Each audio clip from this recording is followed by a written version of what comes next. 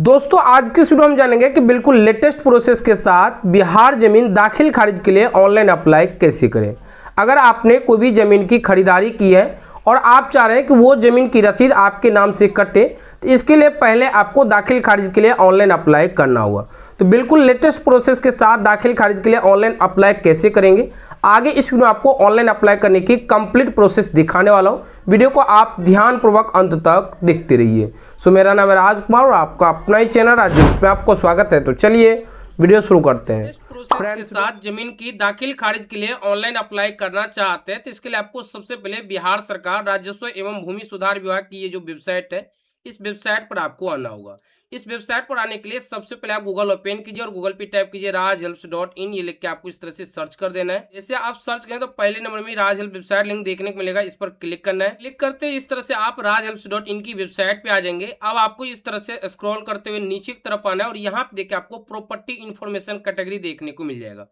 और यहाँ देखेंगे तो यहाँ देखिए दाखिल खारिज ऑनलाइन अप्लाई कैसे करिए 2026, बिल्कुल नए तरीके से स्टेप बाय स्टेप दाखिल खारिज के लिए ऑनलाइन ऐसे आवेदन करें।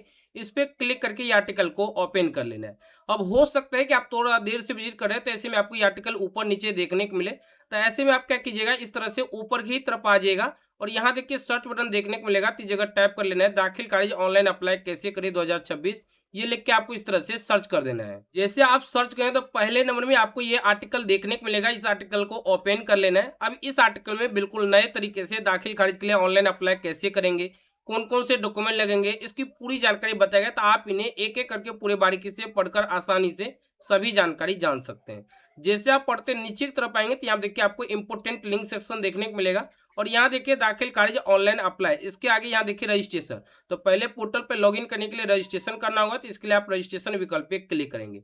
और मान लीजिए कि आप पोर्टल पे रजिस्ट्रेशन कर रखे हैं, आप लॉगिन करना चाहते हो और आप दाखिल खारिज के लिए ऑनलाइन अप्लाई करना चाह रहे हैं, तो ऐसे में यहाँ देखिए लॉगिन अप्लाई, इस पर आपको क्लिक कर देना है। क्लिक करते ही इस तरह से आप बिहार सरकार राजस्व एवं भूमि सुधार विभाग की ये वेबसाइट पे आ जाएंगे। अब इस वेबसाइट पर आने के बाद ध्यान से देखेंगे तो यहाँ देखिए ऑनलाइन दाखिल खारिज आवेदन करें, इस पर आपको क्लिक कर देना है। क्लिक करने के बाद इस तरह से लॉगिन पेज खुलकर आ जाएगा।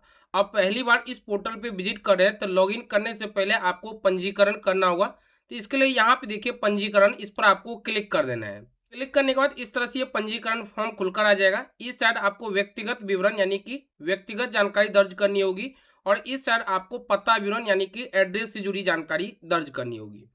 सबसे पहले यहाँ पर आपको नाम लिखना है, यहाँ से आपको कैलेंडर की मदद से जन्म तिथि सिलेक्ट कर लेना है, यहाँ से आपको जेंडर सिलेक्ट कर लेना है, जो भी है अपने अनुसार सिलेक्ट करेंगे। यहाँ से आपको श्रेणी सिलेक्ट करना है, यहाँ पर आपको आधार नंबर लिखना है, यहाँ पर मोबाइल नंबर लिखना है, अल्टरनेटिव कोई मोबाइल नंबर है तो वो आप यहाँ पे लिखेंगे। इसके बाद यहाँ पे जो अल्टरनेटिव मोबाइल नंबर आप लिखे उसका क्या रिलेशन है वो आपको यहाँ पे बताना होगा, तो जो भी होगा अपने अनुसार यहाँ पे सिलेक्ट करेंगे।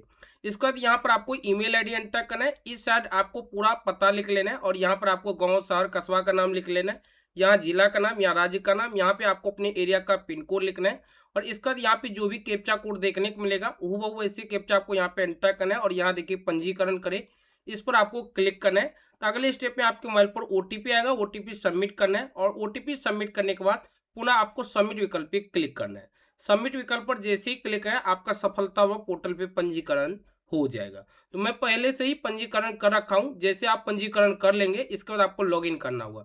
तो लॉगिन करने के लिए यहाँ पे देख सकते हैं लॉगिन करें, इस पर आपको क्लिक कर देना है। क्लिक करने के बाद इस तरह से लॉगिन पेज खुलकर आ जाएगा। अब यहाँ देखिए जो लिखा है नागरिक, ध्यान रहे कि इस पर क्लिक रहना है।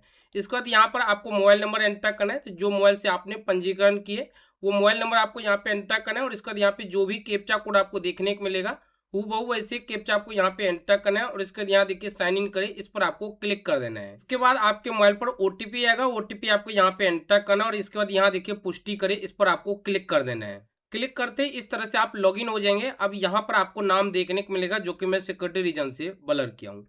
अब ध्यान से देखेंगे तो यहाँ देखिए साफ साफ जानकारी दिया गया कि नोट दाखिल खारिज के लिए कोई शुल्क नहीं लगता है। अब दाखिल खारिज के लिए आवेदन करना चाहते हैं तो यहाँ देखिए ऑनलाइन दाखिल खारिज आवेदन करें, इस पर आपको क्लिक कर देना है। क्लिक करने के बाद यहाँ पे आपका उपयोगिता विवरण देखने को मिलेगा, इन्हें आपको एक बार पढ़ लेना है और इसके बाद आपको नीचे की तरफ आना है। अब यहाँ देखिए जिला अंचल चुने, तो जो जमीन का दाखिल खारिज के लिए आवेदन करना चाहते हैं वो जमीन जिस जिला के अंतर्गत आते हैं उस जिला का नाम आपको यहाँ से सिलेक्ट कर लेना है। तो मैं इस तरह से जिला के नाम पे क्लिक कर दिए। इसके बाद यहाँ से आपको अंचल का नाम सेलेक्ट कर लेना है। अंचल का नाम सेलेक्ट करने के बाद इस साइड देखेंगे तो यहाँ देखिए दाखिल खारिज नया आवेदन करे या ड्राफ्ट देखिए। अब ध्यान से देखें तो यहाँ देखिए पहले नंबर में नया दाखिल खारिज आवेदन करे, इस पर आपको क्लिक कर देना है। क्लिक करते ही इस तरह से दाखिल खारिज आवेदन करने का ये फॉर्म खुलकर आ जाएगा। अब ध्यान से देखें तो यहाँ देखिए बताया गया कि टोटल आप 5 स्टेप में आवेदन कर पाएंगे। पहले स्टेप में आवेदक का विवरण, दूसरे में प्लॉट विवरण, तीसरे में क्रेता का विवरण और चौथे में विक्रेता का विवरण और अंतिम स्टेप में दस्तावेज का विवरण। अब यहाँ देखें तो सबसे पहले देखिए बताया गया कि आवेदक अपना श्रेणी चुने, तो इस पर आपको क्लिक करना है। वीडियो है, फार्मर रजिस्ट्री है, इनमें कई ऑप्शन दिया गया है, इनमें से कोई है तो उस पर क्लिक करना है, अन्यथा आपको अदर पे इस तरह से क्लिक कर देना है। अदर पर क्लिक करने के बाद अब यहाँ देखिए आवेदन करने वाले आवेदक का प्रकार चयन करें, इस पर क्लिक करना है। आवेदक स्वयं क्रेता है, आवेदक कोई सेवा प्रदाता है या आवेदक कोई तृतीय पक्ष है। तो अगर आपके नाम से जमीन है और आप खुद ही आवेदन करें तो ऐसे में यहाँ देखिए आवेदक स्वयं क्रेता है, इस पर आपको क्लिक करना है, यानी कि आपने खुद खरीदे और खुद ही दाखिल खारिज के लिए आवेदन करें तो ये वाले पहले वाले ऑप्शन पे क्लिक करना है। इसके बाद यहाँ देखिए दाखिल खारिज प्रारंभ प्रकार ऑनलाइन आवेदन। अब यहाँ से आपका दाखिल खारिज आवेदन का ये फॉर्म है। सबसे पहले यहाँ देखिए आवेदक का पूरा नाम देखने को मिलेगा, तो इस जगह आपको नाम देखने को मिलेगा। तो पंजीकरण के समय जो भी आपने नाम दर्ज किए होंगे पोर्टल पे लॉगिन करने के लिए, तो वही नाम आपको देखने को मिलेगा। तो अगर इसमें चेक कर लेना है, अगर आपको नाम में स्पेलिंग मिस्टेक देखने को मिल रहा है तो इन्हें आपको सुधार कर लेना है। तो इस पर इस तरह से क्लिक कीजिए और जो भी नाम होगा वो नाम आपको लिख लेना है, या फिर दस्तावेज पे देख लीजिएगा, जैसे दस्तावेज पे नाम है हूबहू वैसे ही नाम लिख लेना है। इसके बाद यहाँ पे पिता या पति का नाम लिख लेना है। इसके बाद यहाँ से आपको श्रेणी रिलेशन बताना होगा। तो यहाँ पे जिसका नाम लिखे इनमें और यहाँ पे जो आवेदक है इनमें दोनों में क्या रिलेशन है वो आपको यहाँ पे बताना होगा। फादर है, हस्बैंड है, जो भी है अपने अनुसार यहाँ पे सिलेक्ट करेंगे। अब दाखिल खारिज के प्रकार का चयन करना है, तो इस पर क्लिक करना है। जो जमीन की दाखिल खारिज के लिए आवेदन करे वो जमीन किस टाइप का है, मान लीजिए एक्सचेंज किए हैं या गिफ्ट में मिले हैं, कई इसमें दिया गया, तो उस पर आपको चयन करना है। मान लीजिए कि आपने जमीन खरीदे हैं तो ऐसे में आपको सेल परचेज पे क्लिक करना है। इसके बाद यहाँ पर आपको ईमेल आईडी देखने को मिलेगा। अब आपको इस तरह से नीचे की तरफ आना है। नीचे की तरफ आने के बाद यहाँ पे देखिए आपका वर्तमान पता देखने को मिलेगा। तो पोर्टल पर लॉगिन करने से पहले जो आप पंजीकरण किए होंगे उस समय जो भी आपने एड्रेस दर्ज किए होंगे वो ऑटोमेटिक एड्रेस आपको यहाँ पे देखने को मिलेगा। तो अगर वो सेम एड्रेस है तो ऐसे में आपको इनको एडिट करने की कोई भी आवश्यकता नहीं है।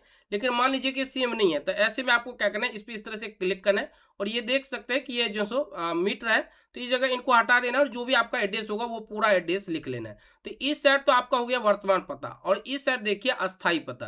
तो वर्तमान पता और अस्थायी पता दोनों अगर सेम है तो ऐसी स्थिति में ये जो बॉक्स है इस बॉक्स पे आपको इस तरह से टिक कर देना है। बॉक्स पे टिक करने के बाद इस साइड जो भी आपका एड्रेस होगा ऑटोमेटिक इस साइड एड्रेस आ जाएगा। अब यहाँ देखिए सेव और आगे बढ़े, इस पर आपको क्लिक कर देना है। क्लिक करते ही इस तरह से आप अगले स्टेप प्लॉट विवरण पेज में आ जाएंगे। अब यहाँ पर आपको प्लॉट की जानकारी दर्ज करनी होगी। ध्यान से देखें तो यहाँ पे आपको जिला, इसके बाद प्रखंड और अंचल का नाम ऑटोमेटिक सिलेक्ट रहेगा।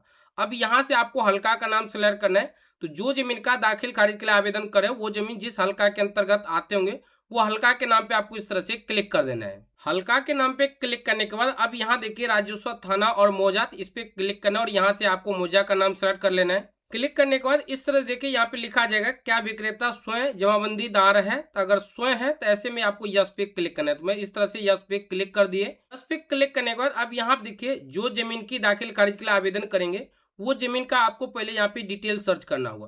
तो डिटेल आप दो जानकारी के माध्यम से सर्च कर सकते हैं, पहला भाग पृष्ठ नंबर से और दूसरा कंप्यूटराइज जमाबंदी नंबर से। तो अब यहाँ देखिए जो भाग पृष्ठ है ये कैसे आप पता करेंगे, तो पहले इसके लिए पहले आपको इस पर क्लिक करना है और क्लिक करने के बाद यहाँ पर आपको भाग संख्या लिखना है और पृष्ठ संख्या लिखना है। तो ये कैसे जानेंगे, तो इसके लिए आपको फिर से इस वेबसाइट पर आना है और इसके बाद आपको नीचे की तरफ आना है। यहाँ देखिए जमाबंदी पंजी देखिए इस पर क्लिक करना है। इसके बाद यहाँ से आपको जिला का नाम सेलेक्ट कर लेना है, जो भी जिला का नाम होगा। इसके बाद यहाँ से आपको अंचल का नाम सेलेक्ट करना है। देन यहाँ देखिए प्रोसीड, इस पर क्लिक करना है। इसके बाद यहाँ से आपको हल्का का नाम सेलेक्ट करना है। इसके बाद यहाँ से आपको मौजा का नाम सेलेक्ट करना है, जो भी मौजा का नाम होगा, और यहाँ पे आपको जमीन का डिटेल सर्च करना होगा। तो अब ये कैसे सर्च करेंगे, तो यहाँ पे आप देख सकते हैं ये जो सो दस्तावेज है और इस दस्तावेज में आप ध्यान से देखेंगे तो नीचे की तरफ जैसे आएंगे तो यहाँ देखिए जमीन की पूरी विवरण देखने को मिलेंगे। यहाँ पे खाता नंबर दिया गया और यहाँ पे आप ध्यान से देखेंगे तो यहाँ देखिए खेसरा नंबर दिया गया। तो यही मैं खेसरा नंबर के माध्यम से सर्च करने वाला हूँ। तो चलिए मैं फटाफट से यहाँ पे ये प्लॉट जानकारी दर्ज कर आसानी से सर्च कर लेता हूँ। तो यहाँ देखिए प्लॉट नंबर से खोजे, इस पर क्लिक किए। इसके बाद यहाँ पे मैं वो जो सो खेसरा नंबर यहाँ पे एंटर कर लिए इस तरह से और यहाँ पे देखिए सुरक्षा कोड है, तो इसका जो भी आंसर आएगा जैसे 7 + 7 14 हो जाएंगे, तो इस तरह से हमने 14 लिखे, सर्च विकल्प पे क्लिक कर दिए। सर्च विकल्प पर क्लिक करने इस खेसरा नंबर से जितने व्यक्ति के पास जमीन होंगे उन सभी का नाम आ जाएगा। तो जो व्यक्ति से आपने जमीन खरीदी है उनका नाम आपको यहाँ पे देखने को मिल जाएगा, जैसे कि ये बीच वाले हैं। तो अब इसको क्या करना है, ओपन करना है। तो ये जो आंख का आइकन आप देख रहे हैं, इसी आंख के आइकन पे आपको क्लिक करना होगा। आंख के आइकन पे क्लिक करने के बाद इस तरह से ये ओपन हो जाएगा। अब ध्यान से देखें तो यहाँ देखिए आपको भाग वर्तमान संख्या और यहाँ पे आपको पृष्ठ संख्या देखने को मिल जाएगा, और इस साइड आपको कंप्यूटराइज जवानदी नंबर भी देखने को मिल जाएगा। तीन दोनों में से कोई एक जानकारी दर्ज कीजिए। मैं फटाफट से ये जानकारी दर्ज कर लेता हूँ। तो हमने यहाँ पे भाग पृष्ठ संख्या यहाँ पे एंटर कर लिए, जो कि मैं सिक्योरिटी रीजन से ब्लर किया हूँ। और इसके बाद यहाँ देखिए आपको ये ऑप्शन देखने को मिलेगा सर्च, इस पर आपको क्लिक कर देना है। पर क्लिक करने के बाद अब यहाँ पे जमीन की पूरी डिटेल्स आ जाएगा, और जिनके नाम से जमीन होगा उनका नाम भी आपको यहाँ पे देखने को मिल जाएगा, जो कि मैं सिक्योरिटी रीजन से ब्लर किया हूँ। अब ध्यान से देखें तो ये वाली जो जमीन है, ये दूसरे नंबर वाली ये जमीन जो सो लिखा गया है, और इसी जमीन में दाखिल खारिज होना है। तो यहाँ पे इनका पूरा विवरण आ गया है, और वर्तमान में जो सो इस जो सो प्लॉट में कितना जो सो रकबा है उसकी जानकारी यहाँ पे दिया गया है। अब यहाँ पे एकड़ पूछा जा रहा है, तो सबसे पहले आपको ये चयन करना है। तो ये नीचे वाले जो सो दाखिल खारिज होंगे, तो इस पे हमने इस तरह से टिक कर दिए। इस पर टिक करने के बाद अब यहाँ पे जमीन की पूरी विवरण दर्ज करना होगा। सबसे पहले एकड़ बताना है। तो जो जमीन खरीदे हैं वो एकड़ तक खरीदे हैं, यानी कि एकड़ से ज्यादा खरीदे हैं, एकड़ तक खरीदे हैं। तो यहाँ पे आपको एकड़ बताना होगा, कितना एकड़ खरीदे हैं। जैसे 1 एकड़ होगा तो आपको यहाँ पे 1 लिखना है। लेकिन मान लीजिए कि एकड़ तक नहीं है, एकड़ से कम खरीदे हैं, तो ऐसे में एकड़ वाले कॉलम में आपको इस तरह से 0 लिखना है। अब यहाँ पे देखिए ये वाले ऑप्शन में डिसमिल में पूछा जा रहा है, तो जमीन की जो भी जानकारी दर्ज करेंगे वो आपको डिसमिल में बताना होगा। तो जैसे कि आपके पास जो भी लैंड दस्तावेज होंगे, यानी कि जो भी केवाला सब होंगे उस पर दिया है। जैसे कि यहाँ पे आप देखेंगे ध्यान से, तो 1 कट्ठा यानी कि 4.36 जो डिसमिल लिखा गया। तो यही जो वहाँ पे हम एंटर करेंगे, तो यहाँ पे मैं क्या करूँगा 4.36 डिसमिल इस तरह से एंटर कर लिए। अब यहाँ पे चौहदी बताना है। तो यहाँ देखिए चौहदी उत्तर में कौन है, तो चौहदी में उत्तर में जो भी व्यक्ति होंगे उनकी जानकारी आपको यहाँ पे लिखना होगा। ये जानकारी भी आपको यहीं पे दस्तावेज में मिल जाएंगे। यहाँ पे देखिए उत्तर में बताया गया कि निज विक्रेता है, तो यही निज विक्रेता की जानकारी वहाँ पे लिखना है। तो उत्तर में निज विक्रेता लिख लेंगे। इसी तरह से यहाँ पे दक्षिण में जो भी चौहदी धारक होंगे उनका नाम लिखना है। उसके बाद पूरब में जो है उनका नाम लिखना है, और यहाँ देखिए पश्चिम में जो भी है उनका नाम आपको यहाँ पे लिख लेना है। इसका यहाँ देखिए क्या उपयुक्त जवानदी से जमीन दाखिल खारिज होना है, बिल्कुल होना है। तो ये जो यस या नो है, तो यस पे आपको इस तरह से टिक करना है। यस पे क्लिक करने के बाद इस तरह से आपको ये ऑप्शन देखने को मिलेगा। अब आपको इस तरह से यहाँ पे देखिए जो आइकन है इस पे क्लिक करके इस तरह से नीचे की तरफ स्क्रॉल करना है, और यहाँ देखिए सेव एंड नेक्स्ट का ऑप्शन देखने को मिलेगा, इस पर क्लिक कर देना है। क्लिक करने के बाद यहाँ देखिए save successfully, now close this window. अब यहाँ पे ओके पे क्लिक करना है। अब ये विंडो को क्लोज करना है, तो यहाँ देखिए बंद करें, इस पर क्लिक कर देना है। क्लिक करने के बाद इस तरह से यहाँ पे आपका प्लॉट का पूरा विवरण देखने को मिल जाएगा। इसमें लगता है कि कहीं कुछ जानकारी गलत हो गए, तो ऐसे में यहाँ देखिए संपादित करें, इस पर क्लिक करके आप उन्हें एडिट कर लीजिए। लगता है कि नहीं सब कुछ जानकारी ओके है, कहीं कुछ गलत नहीं है, तो इस तरह से नीचे की तरफ आना है, और यहाँ देखिए स्व घोषणा से पहले जो बॉक्स है इस पर आपको टिक करना है, ये राइट चिन्ह लग जाएगा। और इसके बाद यहाँ देखिए सेव और आगे बढ़े, इस पर क्लिक कर देना है। क्लिक करने के बाद अगले स्टेप में इस तरह से क्रेता विवरण पेज पे आ जाएंगे। अब क्रेता यानी जो क्रय किया, यानी जो खरीदे हैं उसकी जानकारी आपको यहाँ पे दर्ज करना होगा। सबसे पहले यहाँ देखिए क्रेता का प्रकार चुने, रैयत या सरकारी विभाग संस्था। तो रैयत है, तो रैयत पे क्लिक रहने देना है। अब यहाँ पे उनका नाम आपको देखने को मिलेगा। नाम में कोई भी स्पेलिंग मिस्टेक लगता है खुद से टाइप करके सही कर लीजिए। यहाँ पे इनका संबंध भी देखने को मिलेगा।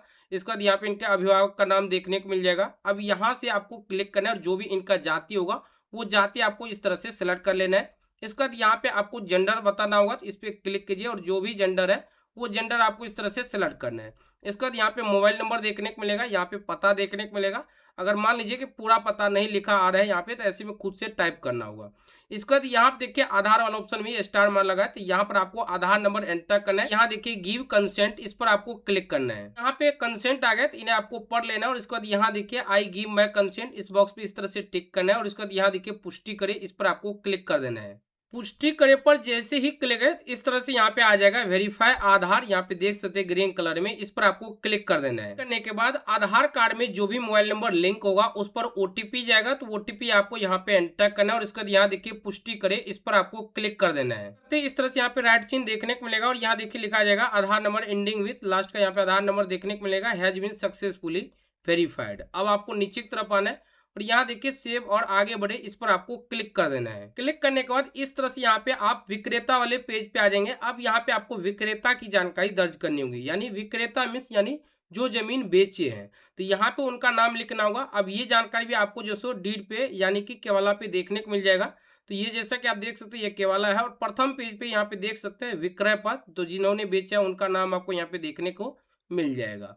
हालांकि मैं सिक्योरिटी रीजन से ये सब डाटा को ब्लर किया हूँ, तो यहाँ से आपको देख के विक्रेता का नाम लिखना है, यहाँ पे उनके पति या पिता का नाम लिखना है, यहाँ पे उनका संबंध बताना होगा। तो विक्रेता का नाम और यहाँ पे अभिभावक में जिनका नाम लिख रहे हैं, इन दोनों में क्या संबंध है वो आपको यहाँ से संबंध सेलेक्ट करना है। जैसे कि सोहर पति है, जो भी है यहाँ पे कई दिया गया, इस तरह से सिलेक्ट करना है। अब इनका जिन्होंने जमीन बेचा है इनका जाति क्या है, इनमें से जाति देख लेना है। अगर इनमें से वो जाति उनका नाम नहीं आ रहे, जो भी वो जाति से है, तो ऐसे में आप अन्य पे क्लिक कर दीजिए। अगर नाम आ रहे हैं तो आपको वो जाति का चयन कर लेना है। अब यहाँ से आपको जेंडर सेलेक्ट करना होगा, महिला है पुरुष है जो भी है अपने अनुसार यहाँ पे सिलेक्ट करेंगे। अब यहाँ पे आपको विक्रेता का मोबाइल नंबर एंटर करना है। तो अभी के समय में आप रजिस्ट्री कराएंगे तो यहाँ पे आपको विक्रेता का मोबाइल नंबर भी देखने को मिल जाएगा, और यहाँ पे आधार नंबर भी देखने को मिल जाएगा। तो यहाँ पे आपको मोबाइल नंबर एंटर करना है। अब यहाँ पे विक्रेता का पूरा पता लिखना है, और यहाँ पे विक्रेता का आधार नंबर लिख लेना है। आधार नंबर लिखने के बाद यहाँ पे देखिए सेव और आगे बढ़े, इस पर आपको क्लिक कर देना है। क्लिक करने के बाद इस तरह से आप अगले स्टेप में आ जाएंगे। अब यहाँ पे देख सकते हैं दस्तावेज विवरण, तो ये वाले कॉलम में आपको दस्तावेज की जानकारी दर्ज करनी होगी। सबसे पहले यहाँ देखिए रजिस्टर्ड डीड, तो यहाँ पे आपको दस्तावेज संख्या में आपको डीड नंबर लिखना होगा। तो ये भी आपको जो सो इसी केवाला में मिल जाएंगे। तो ध्यान से देखें तो यहाँ देखिए ऊपर में आपको डीड नंबर देखने को मिलेगा, या फिर यहाँ पे भी आपको डीड नंबर देखने को मिल जाएगा। तो यही डीड नंबर यानी दस्तावेज नंबर आपको यहाँ पे एंटर करना है। इसके बाद यहाँ पे दस्तावेज की तिथि यानी कि रजिस्ट्री कितने तारीख को हुई है वो डेट आपको यहाँ पे भरना होगा। तो ये जानकारी भी आपको यहीं से देखने को मिलेगा, यहाँ पे देख सकते हैं डेट देखने को मिलेगा। तो ये डेट आपको वहाँ पे लिख लेना है। तो या फिर आप कैलेंडर की मदद से सेलेक्ट कर लीजिए, तो कैलेंडर पे क्लिक कीजिए। इसके बाद आपको इस तरह से मंथ पे क्लिक करना है, जो भी मंथ में रजिस्ट्री हुआ और जितने तारीख में रजिस्ट्री हुआ उस डेट पे आपको इस तरह से क्लिक करना है। तो यहाँ पे डेट सेलेक्ट हो जाएगा। अब यहाँ पे देखिए DSRO या SRO का चयन, इस पे क्लिक करना है। अब कौन से कार्यालय से जमीन की रजिस्ट्री हुई वो कार्यालय का नाम आपको यहाँ पे सेलेक्ट कर लेना है। तो इस तरह से मैं सेलेक्ट कर लिए। अब यहाँ पे आपको डॉक्यूमेंट अपलोड करना होगा। डॉक्यूमेंट अपलोड करने से पहले मैं कुछ यहाँ पे जानकारी आपको बताना चाहूँगा। जो जमीन की रजिस्ट्री हुई है वो जमीन रजिस्ट्री तिथि से लेकर अगले 90 दिन से ज़्यादा हो गया, तब आपको यहाँ पे जानकारी दर्शाना होगा कि आखिर किस कारण से इतना जो सो डिले हुआ है, इतना लेट हुआ है। तो वो आपको यहाँ पे लिखना होगा, जो भी आपका रीजन होगा। लेकिन आप रजिस्ट्री होने के 90 दिन से पहले ही दाखिल खारिज के लिए आवेदन करें, तो ऐसे में आपको ये कॉलम में कोई भी जानकारी नहीं भरना है। हाँ, एक बात ध्यान दें कि अगर 90 दिन से ज़्यादा हो गया, ऐसी स्थिति में आपको दर केवाला भी देना होगा। दर केवाला मीन्स ये हो गया कि जिस व्यक्ति से आपने जमीन खरीदे है उस व्यक्ति के नाम से जो जमीन का केवाला था, उनकी जमीन का केवाला आपको यहाँ पे अपलोड करना होगा।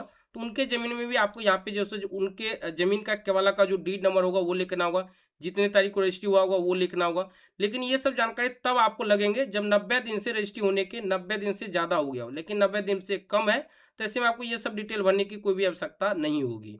अब यहाँ पे देखिए डॉक्यूमेंट अपलोड करने के लिए बोला जा रहा है, तो दस्तावेज अपलोड करें, PDF फॉर्मेट में होनी चाहिए और मैक्सिमम 2 MB तक अपलोड हो पाएंगे। अब डॉक्यूमेंट अपलोड करने के लिए जो भी जमीन का केवाला है सभी को स्कैन करना है, एक PDF बनाना है, और PDF जो बनाएंगे वो 2 MB से कम रखना है। चूज फाइल पे क्लिक कीजिए, और जहां भी जमीन का केवाला होगा वो आपको इस तरह से सेलेक्ट कर लेना है। तो मैं इस तरह से सेलेक्ट कर लिया, ओपन विकल्प पे क्लिक कर दिया। तो यहाँ पे जमीन का जो सो केवाला का जो भी डॉक्यूमेंट नाम होगा वो नाम आपको यहाँ पे देखने को मिल जाएगा। अब आपको इस तरह से नीचे की तरफ आना है।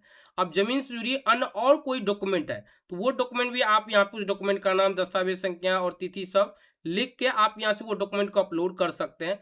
उसके अलावा भी और कोई डॉक्यूमेंट है तो ऐड विकल्प पे क्लिक करके और डॉक्यूमेंट को अपलोड कर सकते हैं, लेकिन नहीं है तो ऐसे में इन सबको खाली छोड़ना है।